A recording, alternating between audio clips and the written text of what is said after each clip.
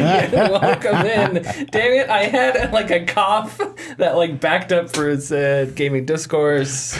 My whole intro is thrown off now. Tyler Frater, Richard Day the Cruz, Hello. Chief Engineer and Commander Connor Frater. It is Monday, October 16th, 2023. You can follow us on Twitter and Facebook at Gaming Discourse. You know what? Don't do those things. You know what? That's our punishment for this week. Don't follow us on Twitter. I want us to have 0 followers on Twitter. Unfollow us. Unfollow us on Twitter, and then go to YouTube and subscribe and like and do all the YouTube things and comment and whatnot. Oh, yeah, there you go. Use whatever ad blockers you want to use. I don't care what YouTube's doing trying to block ad blockers. You block ads on our channel. It's fine, because then you can find us on Patreon. Patreon.com/Gaming Discourse.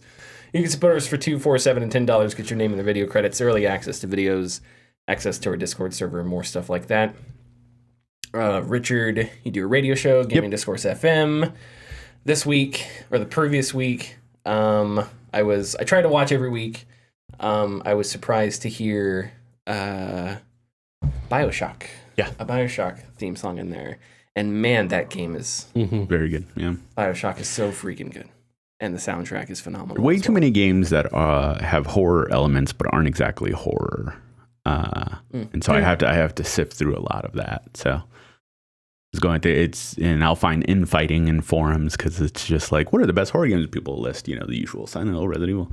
And then like earlier today, I saw one person was like, well, Castlevania. And then everybody's like, well, no, not really.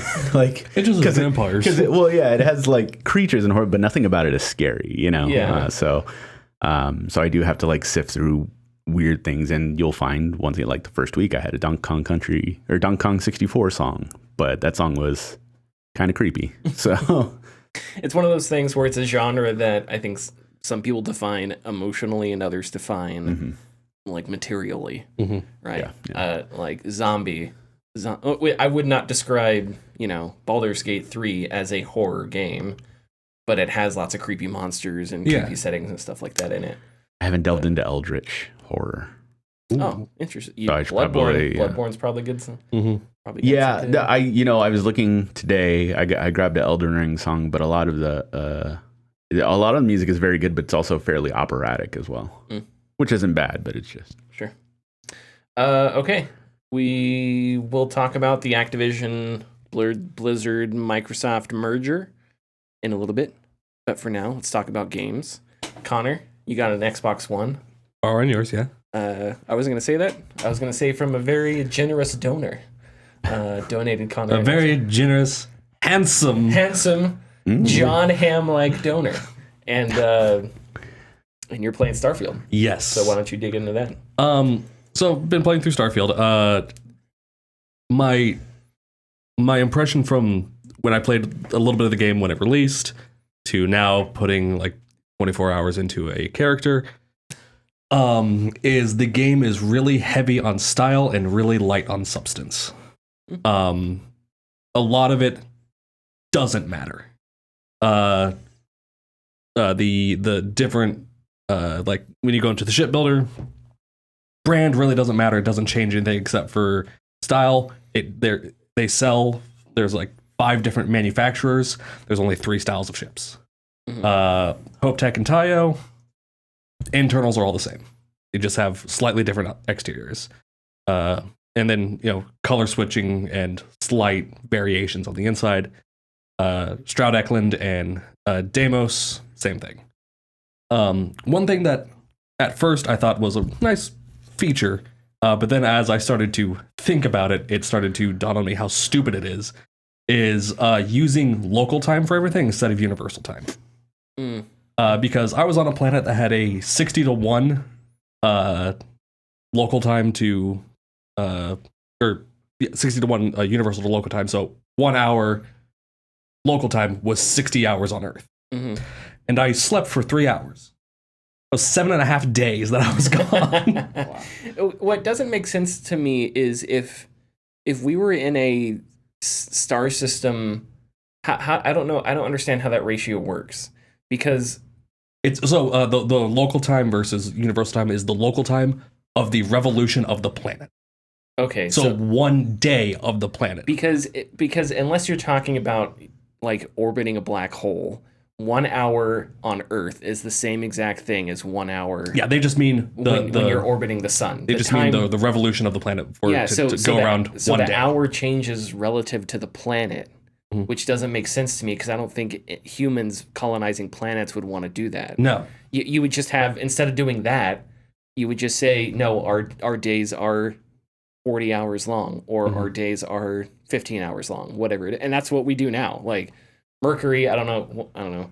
I think Venus has like a really slow. I don't know anything about planets, but the way we describe planets now is based off Jupiter of has a 60-hour day. Yeah, it's based off of our Earth hours. Exactly. So it doesn't make sense. I don't know enough about Starfield if there's like a reason that it's organized that way. It doesn't seem like that would make sense, though. And it's not a relativity thing, right? No, it's not like where there's so much gravity. No, that I am on a dilation. moon of a standard, like a standard Earth-sized planet. Yeah. So, and it's a standard Earth or standard Sol type star. So there's no like massive gravity difference unless the planet that I'm orbiting happens to be massively dense and just not affecting the universe. Yeah. So, and as far as I know, the only way that you're going to get extreme time dilation is black holes, massive, and maybe giant stars if you're close enough to them and speed, but you're not going super. And your grav jump is like warp, where you don't go speed, you fold space, as opposed to going like a fast speed. So anyway, I agree with that. I'm sorry. There's a discussion about weird. The only reason why I can see that they do the local time versus universal time is for people that are really into base building, because the planet I went to is like the optimal planet for doing like resource extraction, because you sleep for 1 hour, but because everything processes based off of universal time. Oh, that makes sense then. Okay. Yeah. Okay. So 1 hour of sleep gets me 60 hours of production. Yeah, okay. That. But my guy's just down for a few days while he's sleeping. Okay, that makes sense in the context of resource generation, but in the context of everything else, it does not make sense. They could have just continued to reverse. They could have just reversed it and just keep everything on a 1-to-1 with Earth. Everything uses local time or universal time. Yeah. And then when you're waiting on the planet, it's like 1 hour universal time or X time locally. Yeah. So you get that same feeling, but it's not, massively broken for production. Sure. Yeah. Another thing that started to bother me is how easy it is to get into the game. And I don't mean like accessibility. You start on part of this mining company, and then in under an hour, you have your own ship, you have your own crew, you're off exploring wherever you want. And it's just less than a 5-minute conversation. Here's the keys to my ship. Have fun. Yeah. I hope you do the right thing. Yeah. There's no setup. There's no setup. It's just convenient that. Well, yeah, because think about the other Bethesda RPGs. Right, Skyrim, you run out of a town that's being attacked, you've got nothing. Skyrim is pretty quick when it starts. And then also Skyrim, but I'm saying you're the chosen one. Yeah, but in Starfield, you're not the chosen one. You're just some random schmuck in space who just happens to join this group of adventurers. It's tough because how would you play the game without a ship? Well, no, I'm not saying don't give a player the ship. Sure. I'm saying instead of Barrett being like, "Hey, I've only talked to you twice and we shot some pirates together. Here's the keys to my ship. Have fun." Why don't you have part of the big long tutorial where Vasco is showing you how to do all the stuff? Have that be Barrett, and then as you build up that relationship with Barrett, doing these missions with him, there's a divergence point where it's like, "Hey, I gotta go do this thing. You take this back to Constellation. You take the artifact back to Constellation. I'll meet back up with you," and then the game starts. It is awkwardly set up because it does happen really quick. And the sort of kickoff is Barrett. The kickoff is Barrett sees something special in you because you had a reaction to the artifact. Yeah. Right? That's the setup. So you go from there and you're like, okay. But literally could have happened to anyone. Yeah. Because it's just touching the artifact does it. Yeah. I I would agree it's kind of a weird opening. It's your first day on this mining job, and you just happen to be the miner that goes and touches the artifact. And I don't think there's anything wrong with that. Well, no, there is a bit of the like the Fallout style morbid humor of this is a very dangerous thing that she's doing. Lynn, your supervisor, she doesn't know what's going to happen. So instead of sending one of her crew members that's been with her for a while, she's sending the new guy. Sure. Yeah. Oh man, I hate stories like that. That's what pissed me off about Andromeda the most. Well, in the first like 5 minutes, they talk about being in Freestar space versus United Colony space, and she says she prefers working in Freestar space because there's less regulations. Yeah, there is a lot of sameness to. There is a lot of vanilla sameness to space and Starfield, and that's too bad. You know, if you play in Elite Dangerous, if you go to a star system that it's known as anarchy, which means there's no laws, there's no government, a baby's president. Sorry, just office for no reason. No, there's no laws, there's no government. There's no like. It's like you're in the middle of the woods essentially. Yeah. If you go there, your chances of being interdicted by a pirate, well, they pull you out of space and they attack you or demand, are way, way more likely. And it's even dangerous. I have known people that went out exploring, got a bunch of exploration data. On their path back, they stopped by populated star systems that were sparsely populated. So that brings in pirates because there's loose laws. Pirates attack you, and I've known people that went out, explored for months, came back, and were killed by a pirate because they entered a star system that was known to harbor pirates and stuff like that. So it's like that's how Elite Dangerous sort of separates its makes its star systems feel different. Elite Dangerous is the worst game ever made. I could talk forever, but yes, in Starfield, the difference between the UC and the Freestar Collective is all fluff. A lot of it's all fluff. You clearly the UC, the United Colonies is, I don't know how you want to. I don't know if it's necessarily this way, but it feels much more like you have this capitalistic, hyper capital. It very much is. The UC is very capitalistic, and the Freestar Collective is very libertarian. Yeah, exactly. That's the way that it supposedly goes. Yeah. But yes, in practice, when you're traveling around those star systems, it's not really borne out in dialogue or gameplay or anything like that. Functionally, there is no difference between the two. Yeah, besides what the characters say. A lot of it's surface level.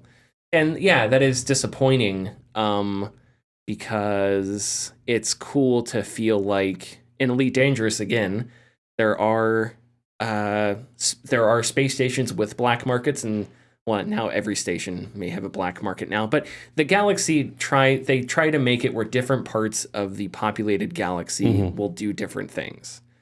Some of that is in Starfield, where you like not every ship port where you can buy ship parts has all the ship parts, as far as I know.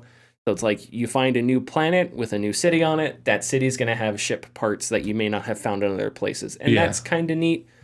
But yes, your critique there is spot on. Yeah. And then one last thing before you guys start talking about video games you guys have been playing. There is a mission that I got pulled into that I opted out of, and it has detrimental effects.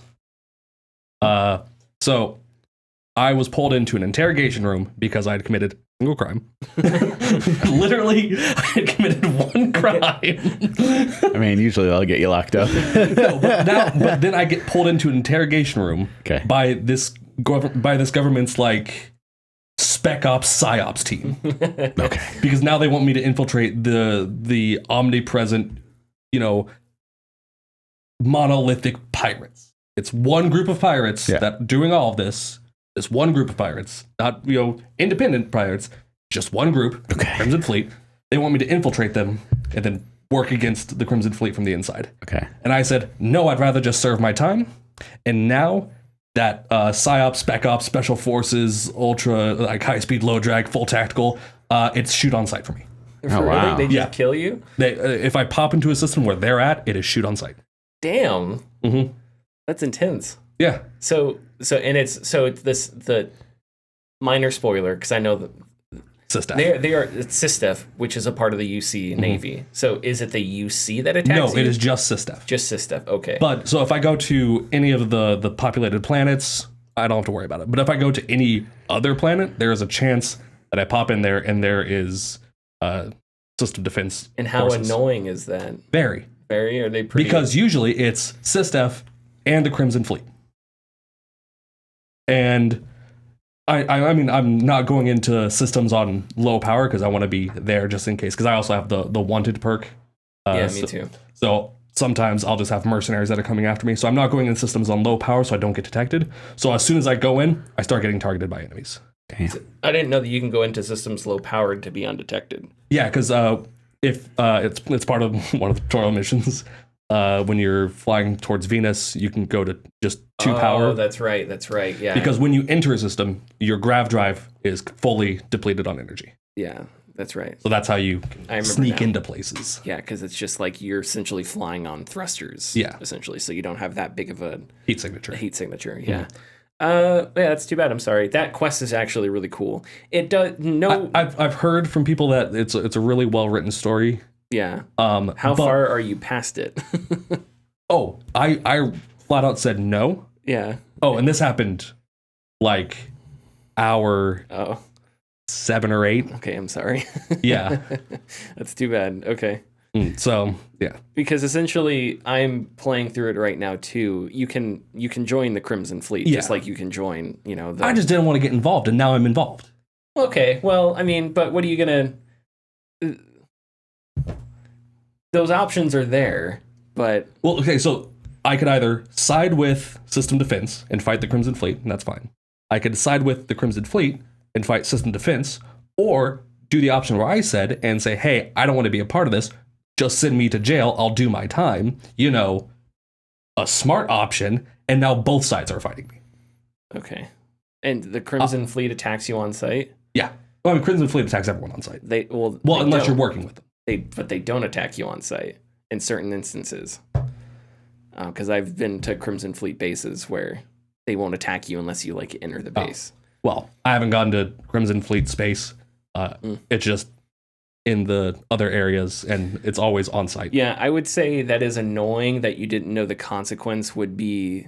Yeah, because as soon as I got out, it said System Defense is now your enemy, and I'm like, for not joining them, for being like, no, I want to go to jail. If they threatened you, I would say, well, they threatened you, but they threatened me with jail time, and I said, okay, I'll go to jail. And they're like, well, no, fuck you, we're gonna kill you now. yeah, which I would agree is pretty frustrating. Mm-hmm. And it's one of those things where there's a lot of factions that, and I don't remember how they did this in Fallout 4. But not all the factions are necessarily pit against one another. Mm-hmm. Where, I don't know, I remember in previous Bethesda RPGs, it was kind of like that. I don't know, the Great Khans, I don't know if the Great Khans weren't friendly. Well, that wasn't a Bethesda, that was Obsidian. But, I don't know, the Minutemen in Fallout 4, and then you have the Enclave. There's clearly sides. In this one, there's the Freestar Rangers, which are the Texas Rangers of the Freestar Collective. Yeah.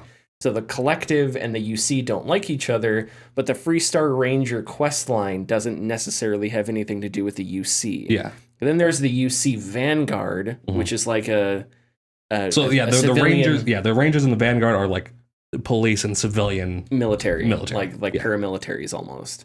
But they don't necessarily have anything to do with each other. But if you want to role play one side or the other, then you just don't do that quest line, which is kind of weird. There's a biotech corporation that is also a faction you can join. Ryujin? Yeah. But they want you to spy on other corporations and possibly assassinate other corporate leaders.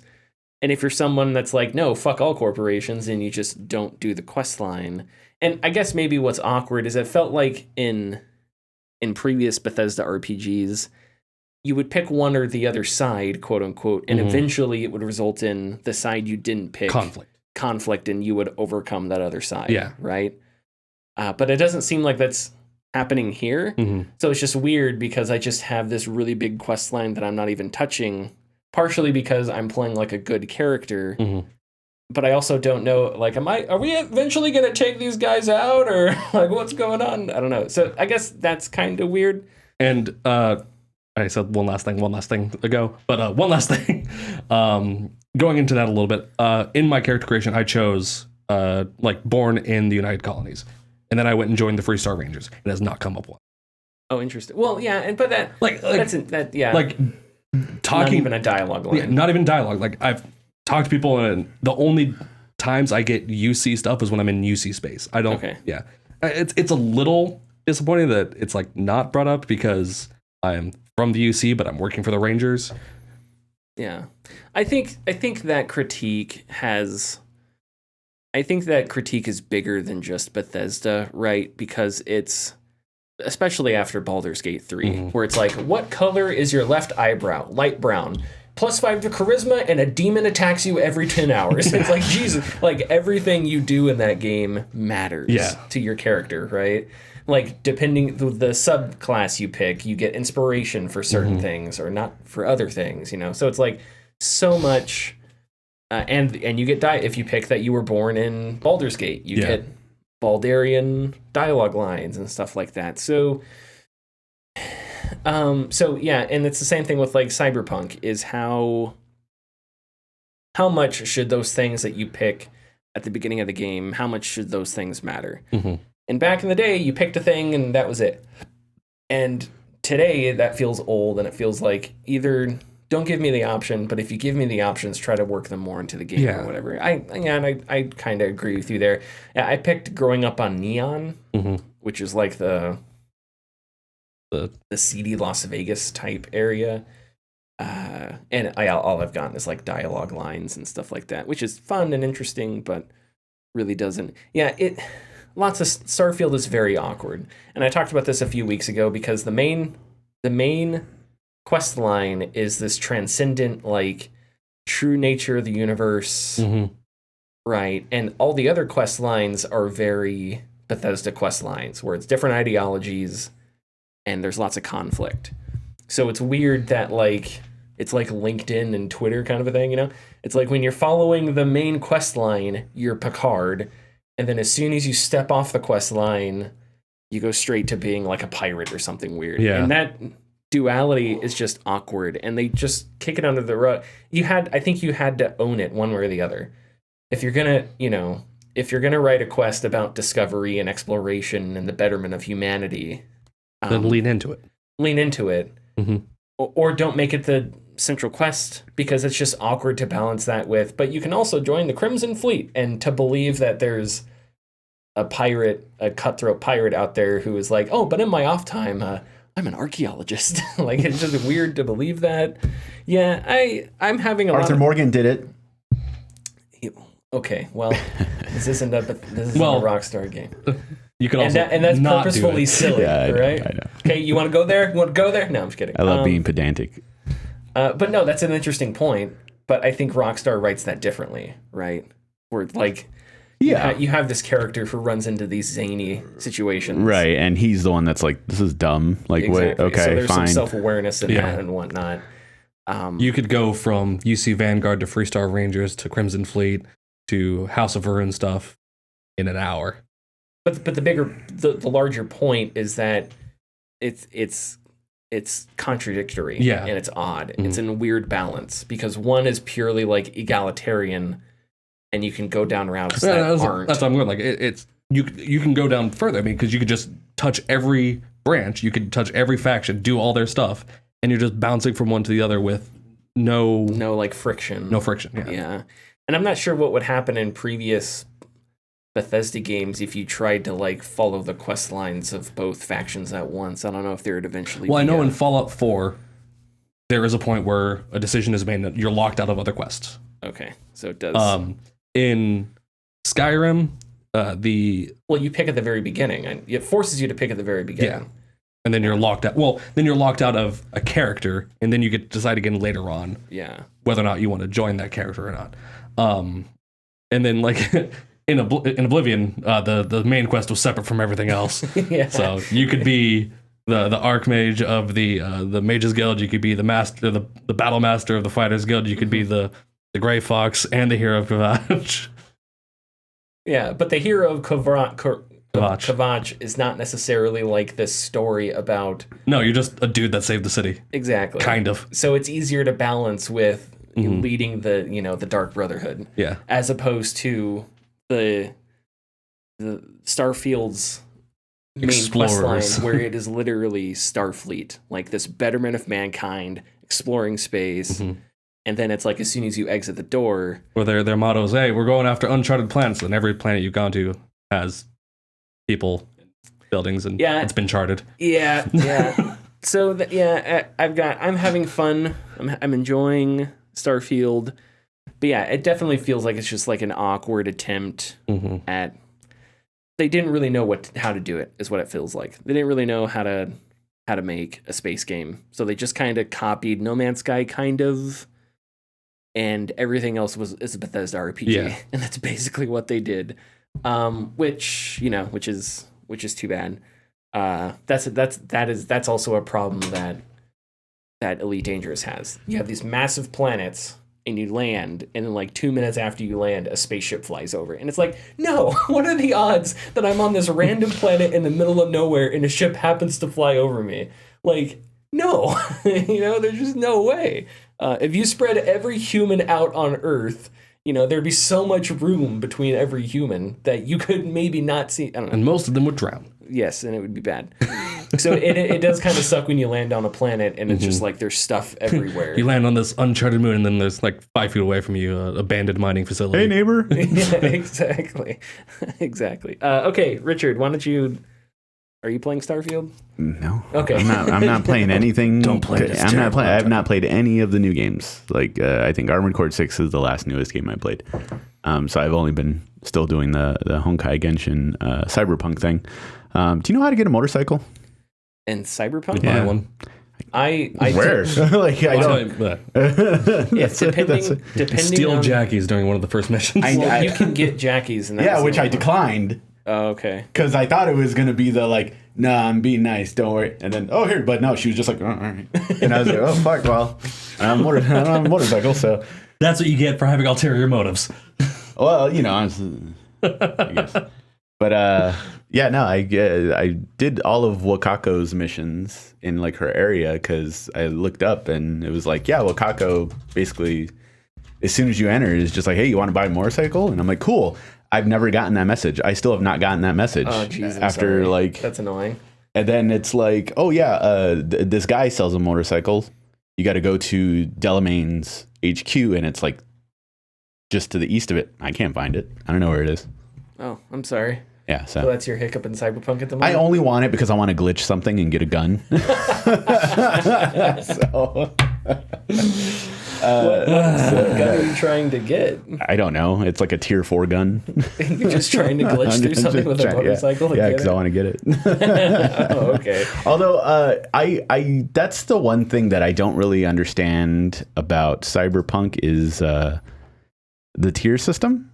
The obvious thing is obviously other tiers are stronger than others or have more attributes, but I don't feel like there's any sort of positive or negative to having to one. Like my gun will still, whatever gun I'm using or have been using for most of my playtime has been doing just fine regarding taking out enemies. And also there are a lot of iconic weapons. Like the weapons that like belong to a specific individual. Like there are tons of those. And it's like, aren't they supposed to be special? It's like, no, everybody has their own gun. It's weird. Yeah. Guns being in an RPG, or like a first person shooter, I don't think any game has really done it great. Maybe except Fallout 3, because it forced you into VATS. Mm-hmm. But like if you can shoot an NPC in the head and get critical damage, it doesn't matter what gun you're using, you're going to get a bunch of criticals and it's just going to be an FPS. So it's like, what do you do to a player to force them to go down certain lines or, whatever with, and I'm not really sure any game has, at least in recent memory or any game that I can think of off the top of my head, has ever really like figured that out. And that's sort of the plight of the action FPS or of the RPG FPS. Is it's like Because in real RPGs, the idea is you spec into something and that's your thing. You know, if you spec into sorcerer, you can't grab a great sword and put on heavy armor. You're not going to be good at fighting, right? So it's like, how much do you lean into that? And yeah, I obviously without playing since the latest couple updates, I have no idea how all the new tiers work and whatnot. I do also think it's very strange that for a game focused on, upgrading the human body, there's no night vision or thermal or anything like that. Yeah. Like, because there are areas, I know, just turn up your brightness, whatever, but there are areas that are like pitch black, and it's like I cannot see a damn thing. But it would be so much cooler if you could turn on night vision. Yes, it would be. That's what we're saying. Yeah, I agree with you. Okay. I don't like the people that just turn up your brightness. No, that's not the point. I don't want to turn on my brightness. I want it to be diegetic. I don't want to augment my reality. I want to augment the character's reality. That's the whole point. I only turn the brightness on max for horror games. I'm scared. I'm scared. I'm sorry. I'm so sorry. Deus Ex did that with some abilities where you could get rid of fall damage, so you could drop from like way high, and Adam would land on the ground all gracefully and whatnot. So with a cutscene every time. Yeah. So instead of it kind of gave you, it worked those abilities into the gameplay, which is something that is obvious. But yes, I agree. It seems like a massive oversight that they didn't include. That's a baseline thing. Like especially in D&D, that's an attribute. Dark side or dark vision. Dark vision. Yeah, and it's like that is a cool idea. Yeah. Then you wouldn't have. I mean, I'm not. Do you have a flashlight in Cyberpunk? I don't think so. I don't think so. Yeah, I guess I should probably look that. I never looked it up, but figure you should. But that would make sense. Just in the future. The first one to pop up was flashlight mod. Flashlight mod. Oh, okay. See, so that would be cool. There is no flashlight. Yeah, so it would be really cool if your eyes had night vision or thermals or something like that. Yeah, I agree. Anything else, Richard? No. Okay.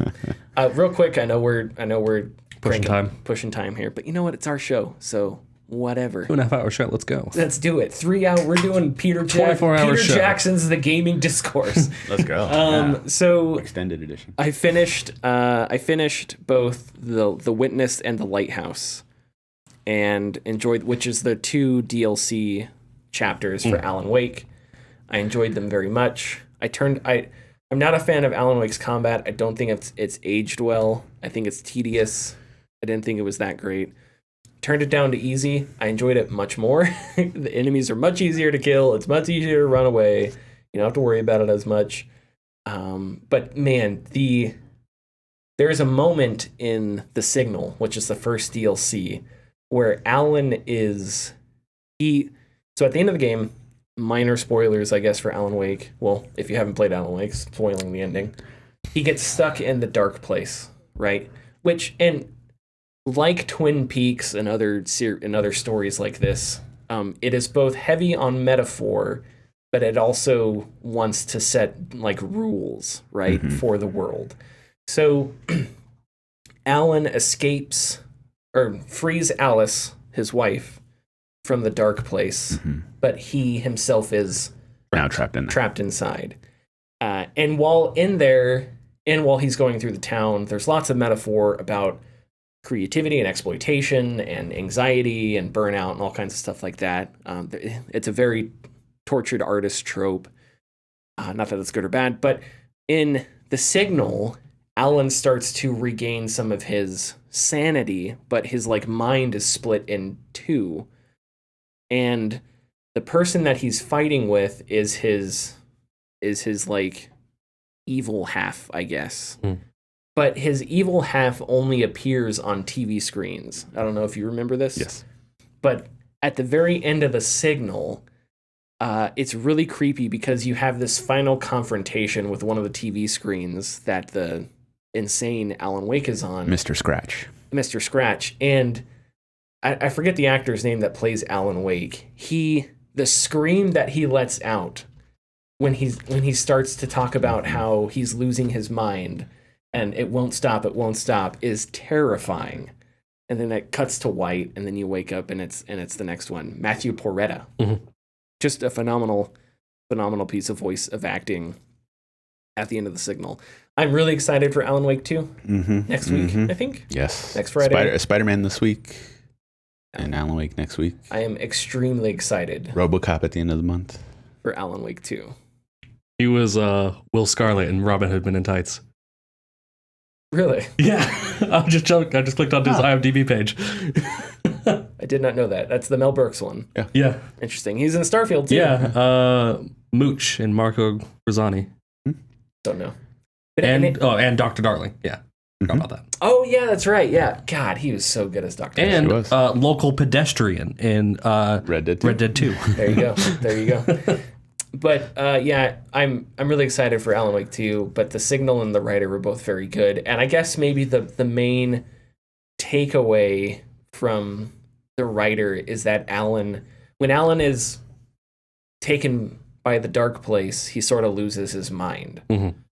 But maybe the more horrifying angle to it is by the end of the DLC chapters, he regains his mind, and now he's in this battle with the darkness to survive. So that means that in the trailer, the only trailer that I've watched, when the police officer, when the FBI agent's like, let's start with your name, and Alan is in a daze, that means he's been trapped in there that whole time and he just got out. So it's like he's been in there fighting to keep his sanity held for so long, and now he's out. And oh my God, I just cannot. I'm so excited for Alan Wake 2. I get chills every time I watch the trailer, and it's just that part where he's like, they were right. The horror story was writing itself, or whatever he says, and I wanted to kill the characters. It says something like that. I just gives me chills. You're missing the other part. What's the other part? American Nightmare. How canon is that? It's canon. Is there like stuff that you have to? Do I have to play American Nightmare? It's how Mr. Scratch gets out. I didn't know Mr. Scratch leaves the dark place. Yeah, it's very important. Am I gonna have to play this? It's very important. Son of a bitch! I thought I was good. Damn it! I mean, whether or not it's canon. Well, it was an Xbox Live Arcade game, so it's only like 5 hours. Okay. And it's very small and self-contained. All right. I didn't know it was part of the story. I guess I'll have to power through that. If it's like 8 hours, I'm coming after you. Instead of 5, I'm gonna be extremely angry. Well, you might have. I'll turn it down to easy. I don't think you'll have a ton of trouble because I don't think it's. I think it got delisted actually. What? Sorry, completionist is 8.5 hours. There the story go. is 3.5. 3.5. That's what I'm talking about. Peter Jackson's Alan Wake's American Nightmare. Okay, let's hit the news. Thanks for listening. If you like our content, please consider subscribing or leaving a like and comment. You can find us at patreon.com/thegamingdiscourse. And our tiers are $2, $4, $7, and $10 and include getting your name in the video credits, early access, and access to our Discord server. Okay, so Microsoft officially owns Activision Blizzard, although the FTC is still suing to make it happen, or to make it unhappen, I guess. But I think essentially the deal is done, and Xbox now owns Activision Blizzard. Bobby, some details here. There's a bunch to go through. We're just going to have a freewheeling discussion about it all. Bobby Kotick will step down at the end of the year, and then he'll go on to, I don't know, do something else. Who knows? Doesn't matter. Who cares? There is a lot still up in the air. Questions like what will games become Xbox exclusives? What's going on with Game Pass? There's a bunch of stuff that we just don't know. Kotaku's Zach Zweisen, I think, wrote up a list of the games Microsoft now owns. Here are some: Crash Bandicoot, Dark Reign, Guitar Hero, Gun, Hearthstone, Police Quest, SWAT, Tony Hawk's Pro Skater. Those are some of them. Obviously, you know the others of Bethesda and their own games like Halo and whatnot. Also, Ubisoft, and this was part of this happened a while ago. Ubisoft has the streaming rights to all Activision Blizzard games outside the European Union for 15 years. Ubisoft can license the games to other streaming providers, I guess. I'm a little confused because I kept reading, and there was always like 2 sentences that Activision Blizzard games were coming to Ubisoft Plus. Yes.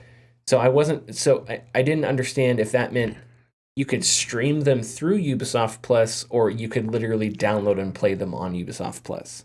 I was confused, and I couldn't find a straight answer on that. I don't think Ubisoft Plus is a streaming platform. Yeah. So it might be both. Anyway, so it's one of those, and we'll find out soon enough, I guess. So Chris Early, who is Ubisoft's Senior Vice President of Strategic Partnerships and Business Development, spoke about game streaming and physical copies in a Ubisoft Q&A, saying, this is an interesting quote, quote, "If you look back to 15 years ago, it was a much more challenging time and the infrastructure wasn't quite there. If you look at what's available to people in their homes today, the speed of internet access is significantly better than it was 10, 15 years ago. Over the next 10 to 15 years, I think the same thing is going to happen. I buy music still, but I don't have to think about buying CD or hardware to play it on, or remembering to bring it with me when I leave the house because my music is available to me all the time.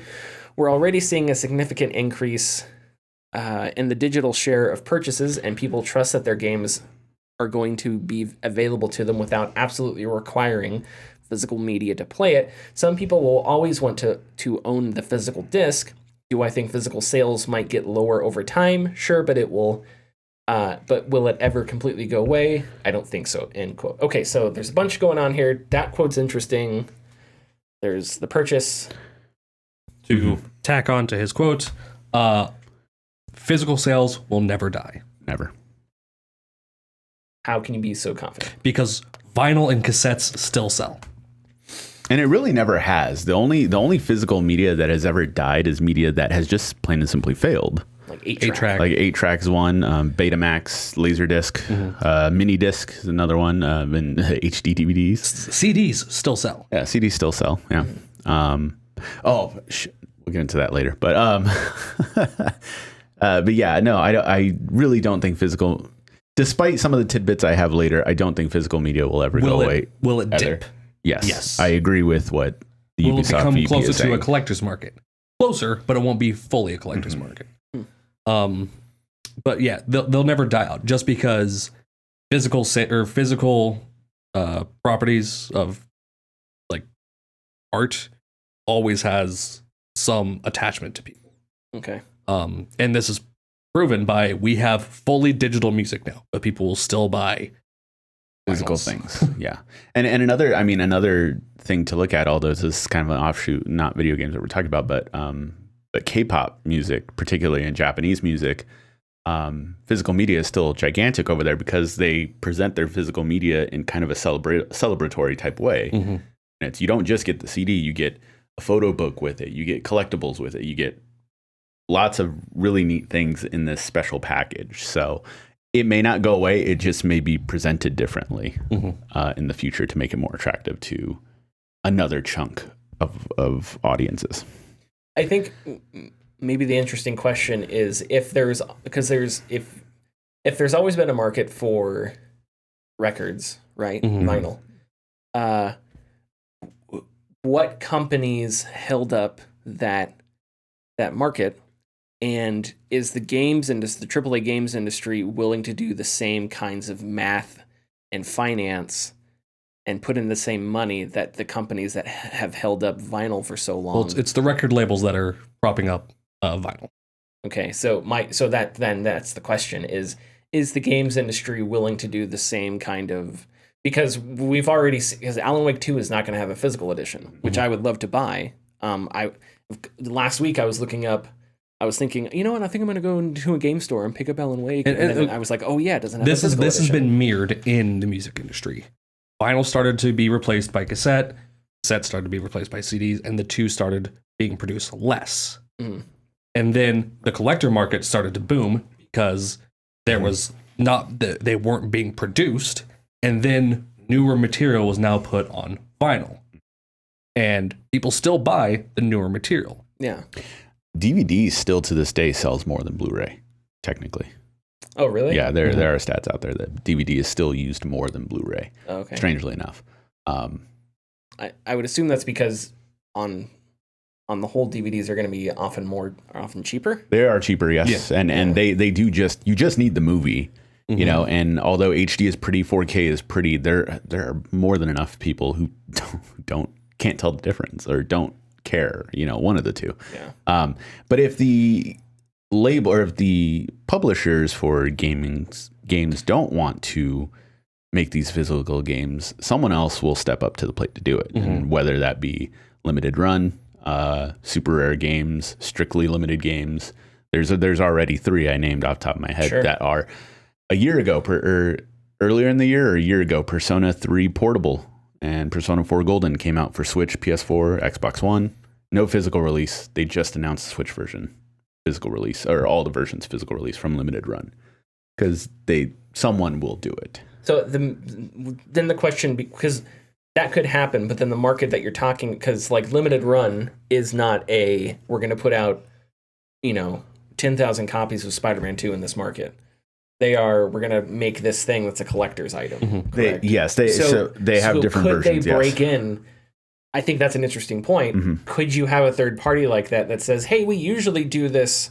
We sell 200 versions of the special edition. But sure, we'll take up the mantle and we'll start producing. I don't know if this is even possible, but we'll start producing just the general $70 boxes of this game and put them out there. That's absolutely possible. All they'd have to do is get the licensing from the publisher. And if the publisher doesn't have to spend money to make money, they're going to do that. I'm sure that there's probably the legal means to do that, but I don't know if limited run games or any of those companies necessarily have the financial means. Yeah, when limited run games first started out, it was 5,000 copies of this game, blah blah, and they've had over 1,000 releases now, and a lot of games that they put up now, instead of having X amount of copies, they say, all right, it's open pre-orders until this date. Whoever pre-orders it will get a copy no matter what, because you put in to give us money to make it for you. And then, but after that, like date ends the year, that's it. So they basically make it for whoever wants it. And that's mirrored by what the music industry. There was limited run of this album on vinyl, this album on vinyl, this album on cassette. And it was people that were interested in it, bought it, and that happened frequently enough that it started to become more of a mainstay. Yeah, and now it's sort of trendy. Yeah, now it's gone back in full circle, and now they're just readily available. Yeah. And that will happen. I can nearly guarantee that will happen with the games industry. And it might not be the publishers doing it. It might be third parties that just get the licensing to do limited runs, and then it becomes so successful, with what you were saying, where they start doing pre-order bases where it's like, hey, we're not doing a limited number, we're doing limited time, you purchase it and then you get it. Yeah. And then that'll just grow from there. I will say that I don't know, it would be interesting to ask a 13-year-old that's playing video games about this, because I still enjoy buying boxes. I think a box is part of the fun. It's like you get this box with the cover art. I got Signalis on Steam, but Signalis has a physical edition for Switch. And the box art for Signalis is just beautiful. It's just so cool. So I always thought maybe I should have gotten it for Switch because I would have the box art for it, whatever. But I've got box art for other games. I really like the cover to God of War Ragnarok, right?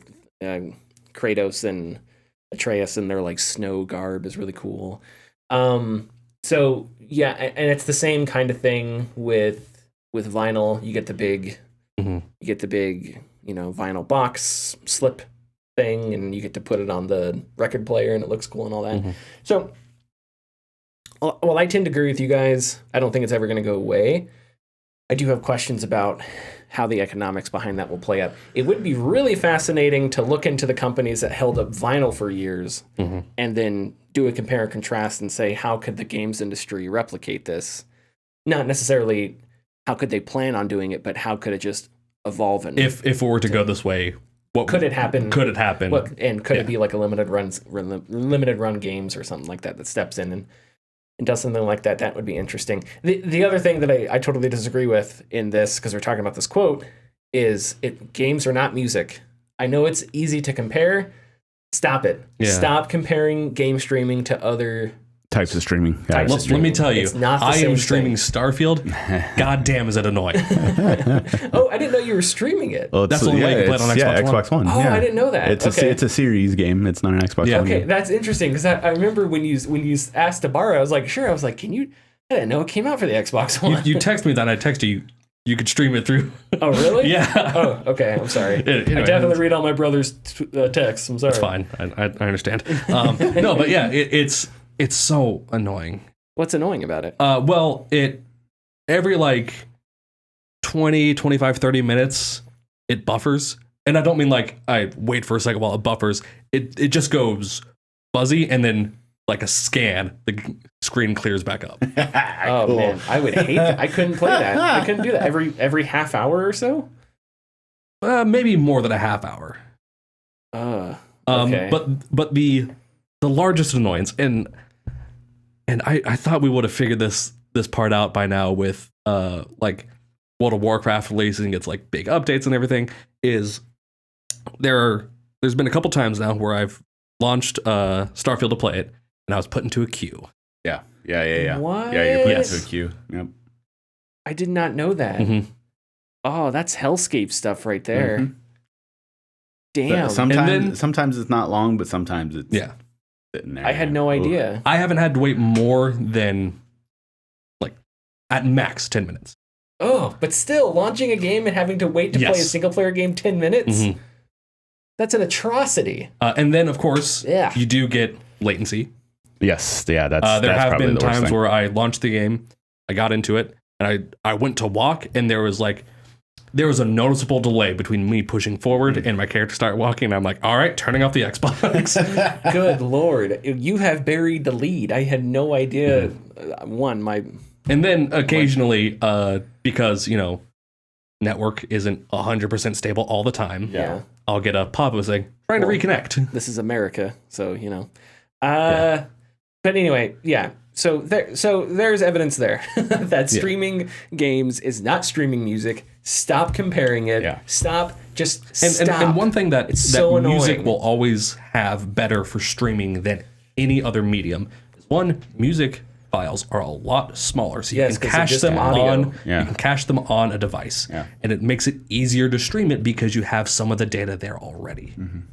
Yeah, which I don't know if you can do that with streaming video games or not. I don't think so, because you get audio, you've got visuals, you've got your controller, which is going back and forth. Yeah, Like you come up against the barriers that you come up against are, I don't know, the speed of light, and you can't strap warp engines to photons. So what are you gonna do? Be honest about it. Don't compare it to movies. Don't compare it to music. He's honest about the problems here, but I just we understand why it's a different medium. Stop it, Google. Stop it, Ubisoft. Stop it. Okay, so with regards to Microsoft owning a bunch of companies now, what do we think? We can repeat some of the things we've said in the past. What are our initial thoughts, our worries? well, Microsoft owns a huge chunk of old franchises. Yes, Time to start putting out games. Yes. I tend to agree. I don't care if they're Xbox exclusives. I don't care if they're exclusives for just PC or if they're putting on all three. Mhm. It is time to start doing something with the IPs you have. If you're just going to sit on them, sell them. Sell them to someone who's going to use the IP to make games. There's no point in having the IP of a game if you're not going to do anything with it. You're not making any money off of it. You're just sitting on potential money. Yep, I would tend to agree with you. Unfortunately, companies would tend to disagree with you. As annoying as that is, you could go through a lot of companies that have hoarded IPs, and those IPs never see the light of day again for a bunch of stupid fucking reasons. But I tend to... And a decent percentage of those companies have been sold to other companies. That was my first thought too, was, okay, you've got a bunch of stuff in the barn now. Get stuff cooking. Go ahead. Tapping the table. Why did I forget his name? Spencer. Phil Spencer. Phil Spencer, yeah. Xbox. Thank you. I was going to say Xbox guy. Phil Spencer, when they first started this deal going, was very vocal about bringing back a lot of the old properties that they have.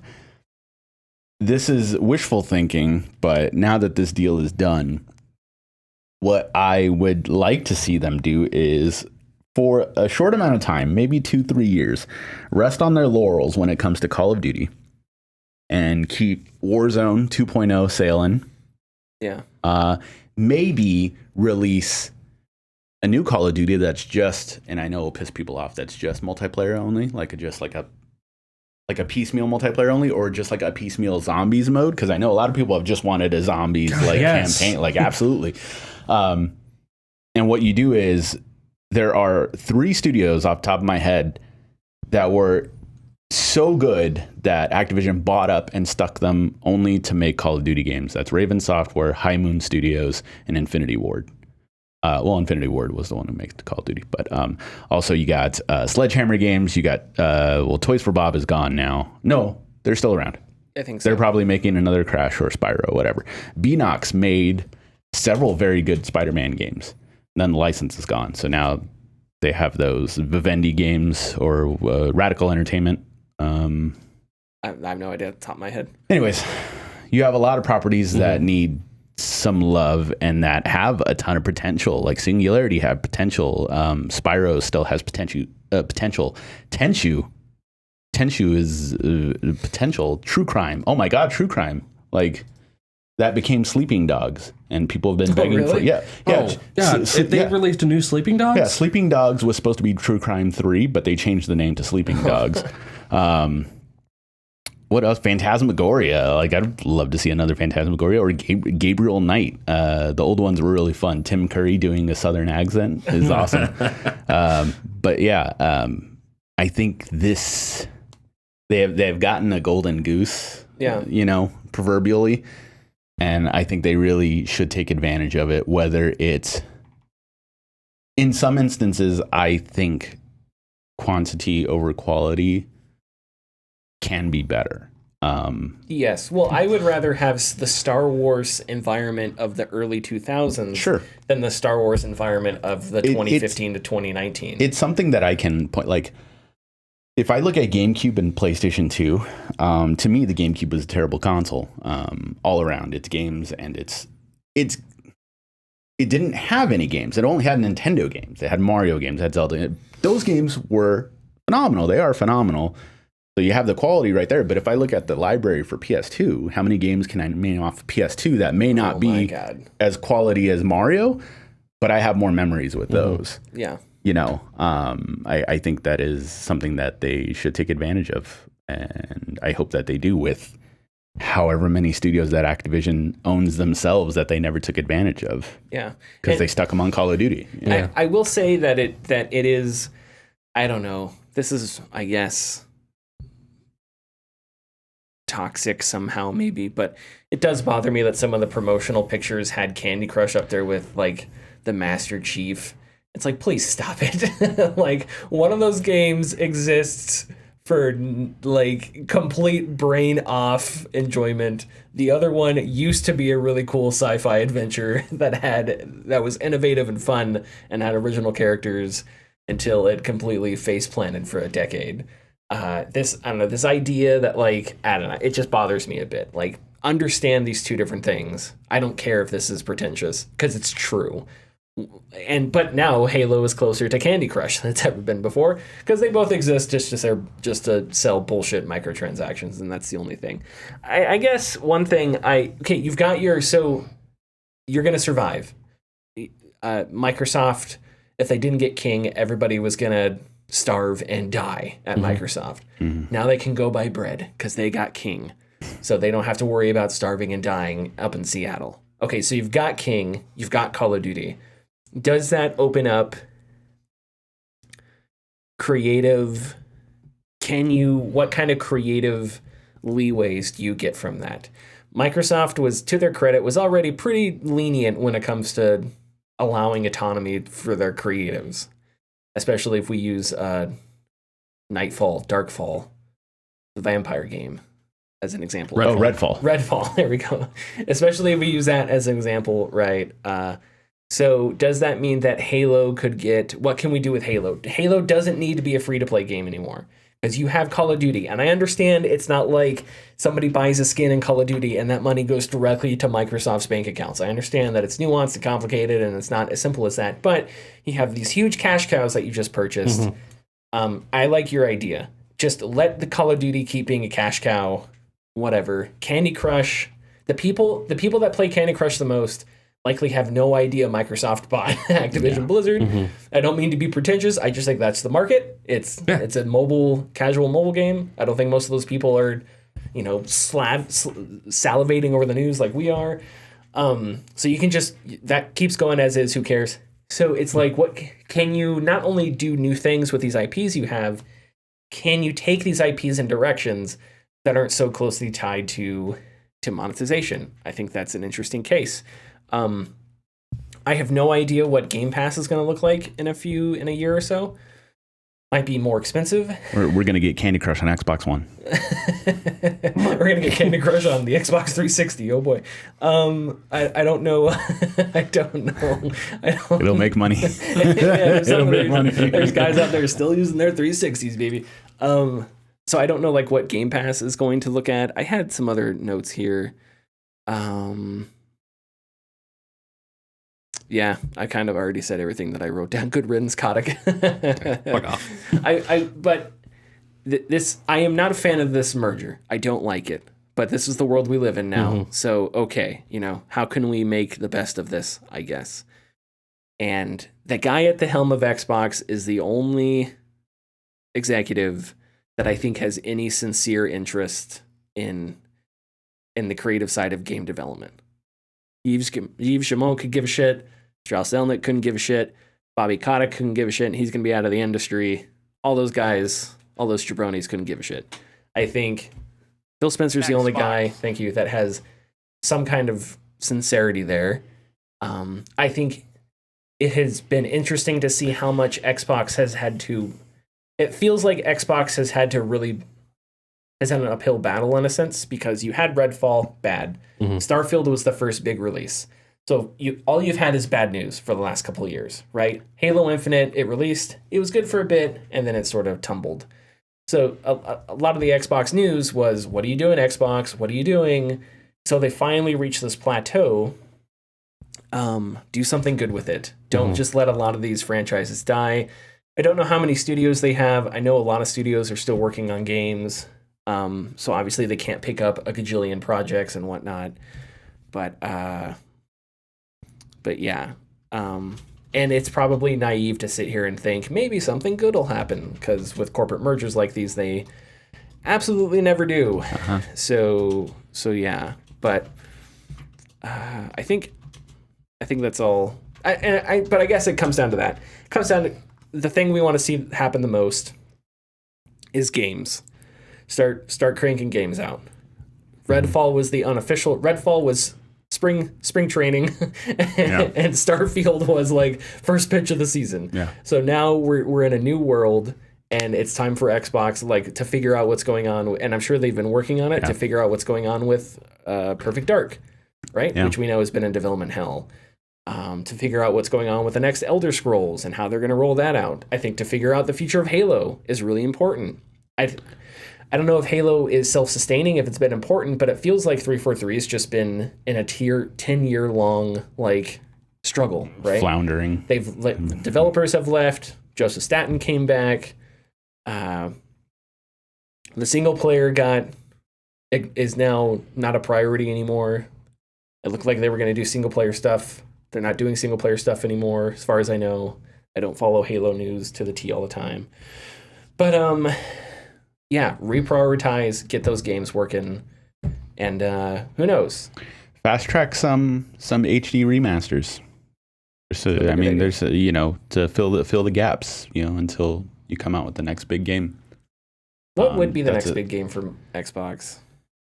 See here, what's next year? Well, what they've shown, depending on when Fable comes out, there's that. Depending on when. Oh yeah. I forgot the name. South of Midnight. Yeah, a lot of the games that they showed in their press conference, if those start releasing... The one that looked closest to coming out was Clockwork something. I know. It was that BioShock Infinite-y looking one. Steampunk. It was the steampunk with the time, flipping around time from Compulsion games. Okay. Yeah, I don't know. Right. If a lot of the positivity that came from that Xbox showcase, if that pans out, that's a really good start, because I think that's what people want to see most from Xbox. And also it's the worst thing that can happen from this is that Xbox really starts to pivot into mobile, because then it's just like, okay, well, that sucks. Fuck you. I mean, that it would just mean that so much of this was just about how do we turn everything into Candy Crush, and that sucks. And that nobody wants that for video games except for executives, and that would suck. And that's, if I had to bet my money, I would say it's something like that is actually going to happen, but I would love to be wrong. We're ready to move on. Real quick. Yes. You had asked a question about development studios. They have, under their subsidiary branch now, 35 studios. And that's just according to Wikipedia? That's just according to Wikipedia. And then there's some more, but they're exclusively Call of Duty support studios. So I didn't count those ones in there because they just do Call of Duty stuff. It's all like localized areas. It would be great if some of those studios could branch off and do their own thing. Mm-hmm. Absolutely. I don't know if they would want to do that. Raven Software may be comfortable in the position that they're in. They may be fine working on Call of Duty. And I mean, now it's been a long time since they made their last game. So. I don't think they've had their own project in a long time. No, not a long time. X-Men Origins Wolverine, which was very good. It was a very good game, surprisingly. Yeah. And then the X-Men Legend games, Marvel Ultimate Alliance games, they did those. It would be cool if a studio like that could break off and do their own thing. Mm-hmm. Raven Software, Star Trek Voyager Elite Force.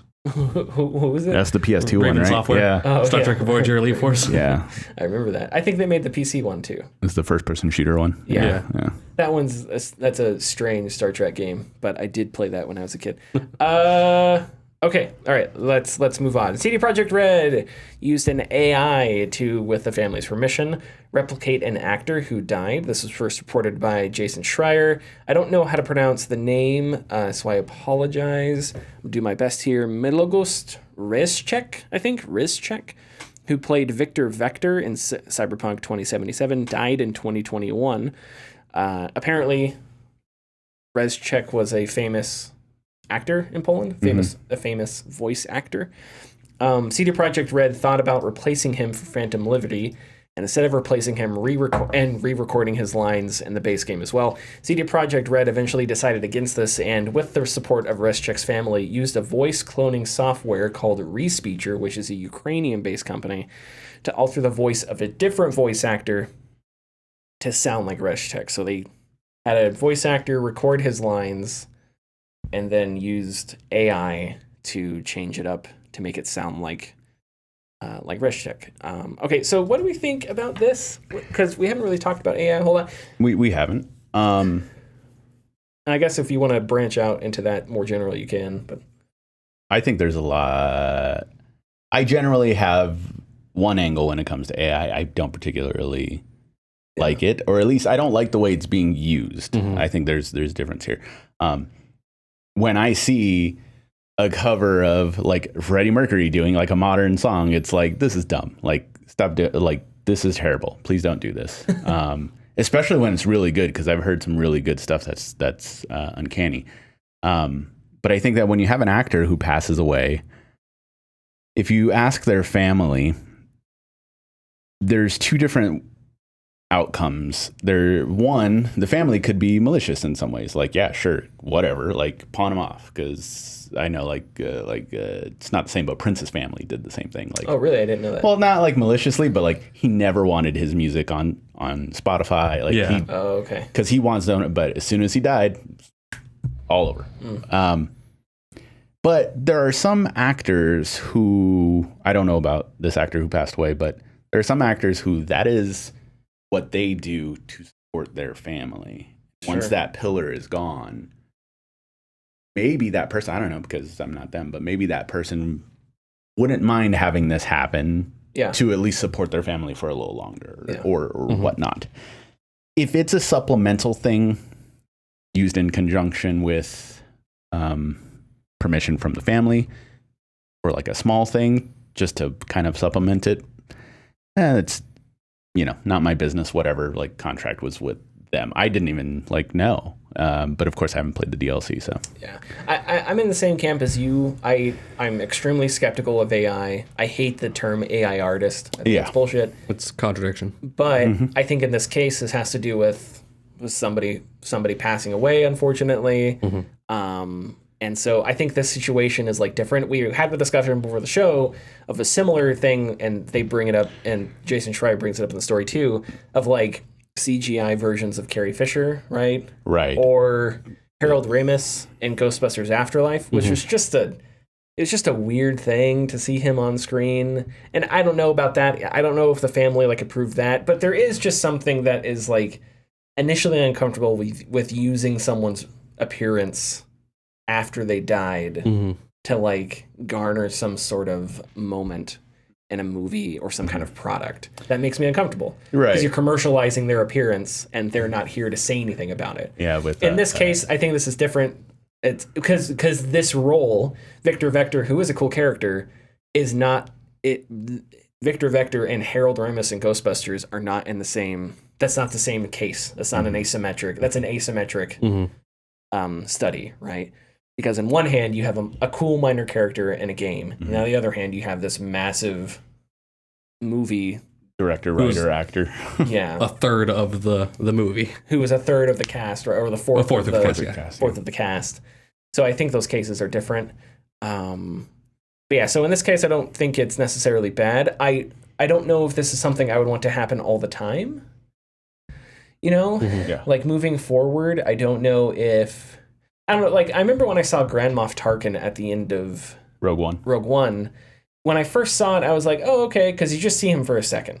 Yeah. So it's like, okay, I get it. You're kind of just showing him for a second, and then you're going away. So it's like, we're just going to do it here just for fun. But then it's like, as movies have released since then, we got Carrie Fisher, and then like 5 minutes later, but that was a young Carrie Fisher. So it's like, okay. And then it was Harold Ramis, and it's like, okay, this is getting weird now. And now you have like digital de-aging and stuff like that. That makes me really uncomfortable. So yeah, all that stuff I am not a fan of. But in this case, I think I don't know. We don't have to. Our approval obviously doesn't matter. It's already done. It's already done. It's already done, and we're not related to this person. His family was. His family obviously shouldn't give a shit what we have to say. But I think just branching the discussion out to AI in general is sort of the bigger topic here. And I would dislike it if you know, instead of hiring Kiefer Sutherland, they did an AI version of what's David Hayter and Metal Gear Solid 5, right? I would detest that. And that's some of what the strike, the most recent writer strike was over. So that kind of future, I think that's in a future some executives would love. That kind of future terrifies me, and it's horrible, and it shouldn't be the future. So yeah, I think there's a difference here, but elsewhere, hire new actors, go a different direction, and everything will be fine. Yeah, if Cyberpunk 2 Victor comes back, then I'll be like, what the fuck, man? That would be weird. Yeah. Because that's like not your... Yes, I think that would be a weird case. Yeah. Because then you're creating something brand new. You're not like... Because you, like, as you said, you're supplementing it or whatever to make it like consistent or whatever with the character that you're talking to, you know, because it's Phantom Liberty and Cyberpunk are the same game. But like Cyberpunk 2, that would be strange. And that's the problem with like franchises. Like, and we always talked about it specifically, like Star Trek, Star Wars, whatever. It's like they can't branch off. Night City's a huge city. So many people live in there. Like the chances of you coming across another character with that specific of a job in like the second game compared to the first game is kind of like, why'd you have to do this? Like, why'd you have to bring this character back? Yeah, I would. You could focus on someone else. Yeah. I think, okay. Connor, sorry. You look like you had nothing to say? No. Oh, okay. I'm just in agreement with you guys. You were staring right into my soul, so I didn't know. I was 1,000 miles away. Okay.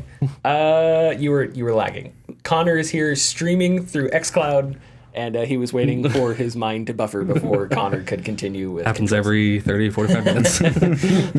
Okay. Are we ready to... we should have just a big... That would be fun. Have a big AI discussion one day. But not now. Hit the tidbits.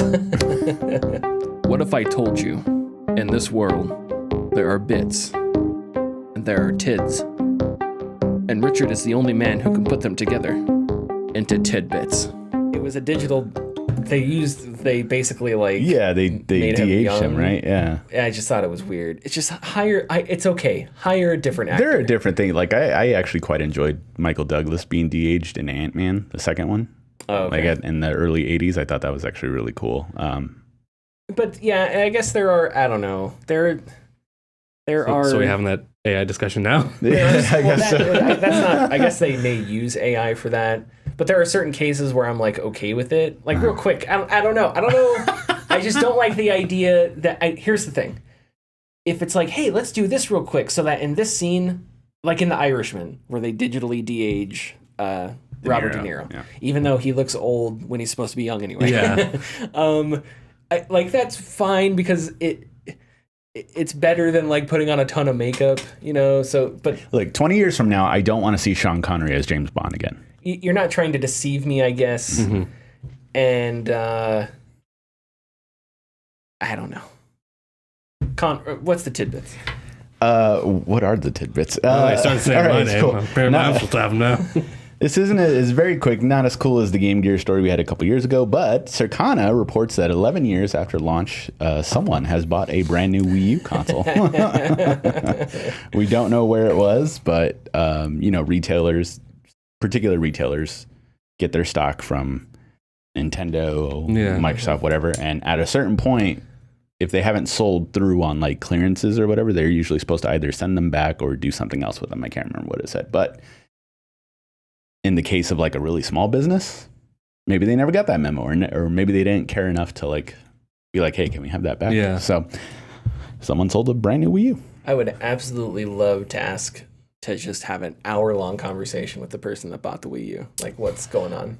So when I got the story, the only thing I thought about was how clean that Wii U was going to be. Because Wii U's and Wii's and early models of PS4s, and Xbox Ones have a fucking gloss finish on it. Mm-hmm. And you stare at a gloss finish and it scratches. Like, you can't do anything to, like... And Wii U's and Wii's are just...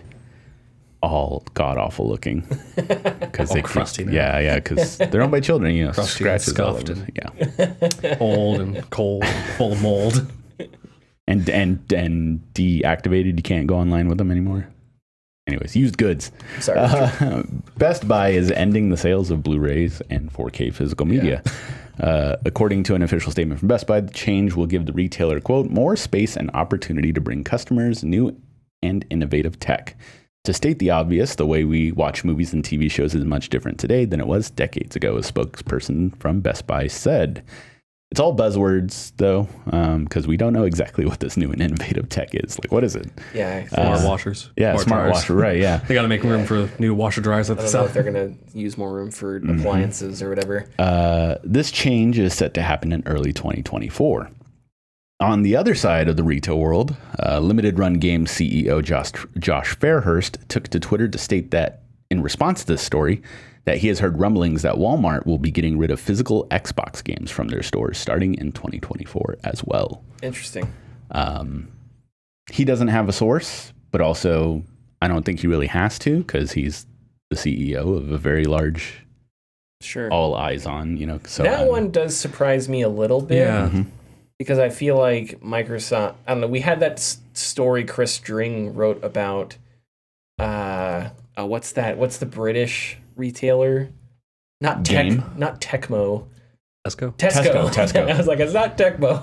Tesco stopped selling physical games, right? Yeah. I mean, that's sort of Britain's Walmart in a sense, I guess. Yes, I think so.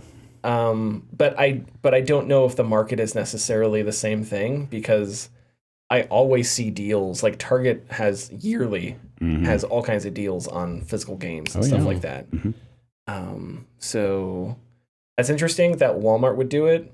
I would not have guessed that Walmart was going to do it. Walmart apparently already got. I read a blurb in the story that Walmart apparently already got rid of DVDs and Blu-rays. Well, I've been at thought I've seen them. Yeah, but I don't know. Huh, interesting.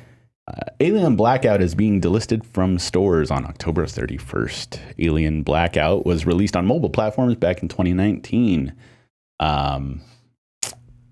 Blackout is a survival horror game, but because it's mobile focused, it doesn't like have the same gameplay as Alien Isolation. It's kind of like Five Nights at Freddy's ish. You're kind of just like looking in directions. But the story is a follow-up kind of to Alien Isolation, where Amanda Ripley runs into a new crew and the xenomorph has followed them. Yep. Disappointing. I brought this up to you just because it's an Alien game and it's a deal. And every game has a right to exist. Sure. Even if it's mobile garbage. I don't necessarily think Alien Blackout is mobile garbage. In fact, you watch some of the gameplay, it actually looks pretty cool, kind of creepy. I wish something like that was on a console and, had bigger production value and stuff like that. But every game deserves to exist. No game deserves to be delisted. And I don't know how much money it costs to keep a 99-cent game up on mobile stores. But I don't know. Maybe it's one of those obnoxious things, like it's a licensing issue or some bullshit. I have no idea. Quite honestly, until the story broke, I didn't know this game existed. So yeah, I've known it existed for a while. I actually thought about buying it. I never bought it, but I thought it's $1. Maybe I'll buy it. It's 99 cents. Keep it alive, whatever. Yeah, Alien Isolation. I would like to take this opportunity, to tell you guys for the 100th time how good how long has it been since you guys have played Alien Isolation? I never played it since launch. It holds up so well. Play that sucker. It is so freaking good. Androids are pretty. They are very creepy. If the android. So one of the cool things in Alien Isolation that happens. So this was set in Alien 3, I think. So in Alien 3, Ripley gets. It was after 2, wasn't it? Or after 1? After 1, isn't it? No, but I'm sorry. I'm talking about something regarding the androids. Oh, okay. Got it. So, but this detail of the Alien universe, I think, was canonized in Alien 3, if that's a word. Yes. So Ripley has an alien baby in her stomach. She doesn't know. So in Alien 3, the weird dog alien that attacks everybody in that movie catches up with Ripley and gets really close to her face. It's a famous shot, yeah. And it goes away, and she's like, "Why did it spare me?" And then later on, it's revealed, it's because she's already impregnated, so the alien's not going to kill her because it needs her to gestate, right. gestate, so the baby alien can grow. So the alien in Alien Isolation, when it encounters the androids, it won't do anything to the androids because the androids aren't, and the theory has always been that because it once the alien looks up and down the android, it can kind of surmise, this thing. There's nothing in it. There's nothing. It can't carry my offspring, so I'm just going to ignore it. It's not. So it's cool because they'll encounter each other, and the android will say something like, "You aren't supposed to be here," and the alien will just look around and go the other way. It's a really cool interaction. And the way I discovered that was because I was being smart, thinking, if I lure the alien to the android, it'll kill the android. And little did I know they'd become best friends and just ignore one another. It's like, son of a bitch. That game is so good, though. Man, so good. Okay. Do you have any other tidbits? No, that was all for the tidbits. I'm waiting for the adventures of Xeno and Andy the android. Lies of P sold over 1 million copies. Really? Yeah. Wow. So Okay. congrats to them. The Pinocchio brand is strong and thriving. It's interesting because I thought about up. it. Somebody made this point, and I started thinking about it, and it's true because they're trying to do now that Winnie the Pooh has gone into I forgot about that. Yeah, public domain. Public domain. People have already made there's 2 horror movies coming out in Winnie the Pooh, and I think there's a horror game coming out in Winnie the Pooh or something. But the thing is, Winnie the Pooh is not inherently horror, so you can't really twist it or anything. However, there's tons of things in the story of Pinocchio that can be surmised as horror. Because it's a much older fairy tale, isn't it? Right. And older fairy tales are all freaking terrifying. Grimdark. They are, yeah. So Pinocchio, all as weird as a game about Pinocchio, a Souls game about Pinocchio, as weird as it sounds, it lends itself a lot better than people think to. Yeah, I think that makes sense. Yeah. Okay, follow us on Twitter and Facebook at the game. No, don't follow us. Do not. If you're following us on Twitter and Facebook, unfollow us and block us, actually, on both websites. And then go to YouTube and subscribe. Well, don't block us on YouTube. Unfollow us on X. Block us. I'm never calling it X. Block Elon Musk and then go follow us. And then follow us on YouTube. Go to our Patreon page and subscribe for the most expensive account and create 4 other accounts and do that 4 other times. Let's go. Gaming Discourse FM and be just as excited as Richard. Let's go. And we'll see you next week. Bye.